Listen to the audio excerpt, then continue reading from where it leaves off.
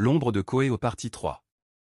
Avant de commencer, like, abonne-toi et n'hésite surtout pas à laisser un commentaire. Quand Banyoro revint des collines, le village l'accueillit en silence. Son corps était fatigué, ses yeux hantés, mais il vivait.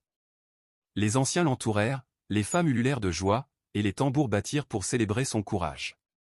Pourtant, dans son regard, une ombre persistait. Il n'avait pas détruit l'esprit, seulement repoussé sa faim. La nuit même, le devin convoqua les sages. Autour du feu, il déclara.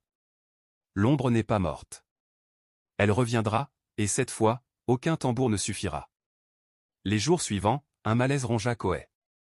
Les enfants tombaient malades, les chèvres mouraient sans cause, et chaque nuit, des rires de femmes résonnaient au loin, venant des collines. Un matin, le fromager sacré pleura une sève noire, comme si même l'arbre des ancêtres se mourait. Les anciens comprirent, Saya avait marqué le village. Le devin rassembla tout le village. Sa voix trembla. L'esprit réclame un sang pur. Un seul sacrifice peut fermer la porte. Si nous refusons, Koé périra. Un silence pesant tomba.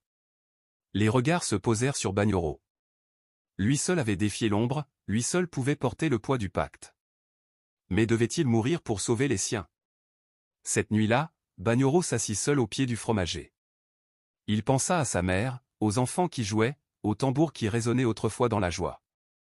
Il savait que son destin était déjà écrit. Il se leva, marcha vers la colline, le visage calme, et s'assit au centre de la clairière sacrificielle. Il frappa son tambour une dernière fois. La brume se leva, l'esprit apparut. Tu viens enfin à moi, dit la voix glaciale de Saya. Banyoro ferma les yeux, posa sa main sur son cœur et planta sa lance dans sa propre poitrine. Le sang coula sur la terre rouge. La forêt hurla, les collines tremblèrent, et l'ombre, surprise, fut happée dans le sol avec un cri d'agonie. Le lendemain, les habitants trouvèrent Banyoro étendu au pied de la pierre sacrificielle. Son visage portait une expression de paix. La brume avait disparu, et le soleil brillait sur Koé comme il ne l'avait pas fait depuis longtemps. Le devin déclara d'une voix grave. Il est parti rejoindre les ancêtres. Mais son sang protège le village. Dès ce jour, chaque pleine lune, les tambours du village résonnèrent pour honorer la mémoire du jeune héros. On raconta aux enfants son sacrifice, et son nom devint un chant dans la bouche des griots. Mais parfois, quand le vent souffle depuis les collines, certains disent encore entendre un rire lointain, comme si l'ombre de Saya attendait son heure. Dis-moi en commentaire si tu as aimé l'histoire.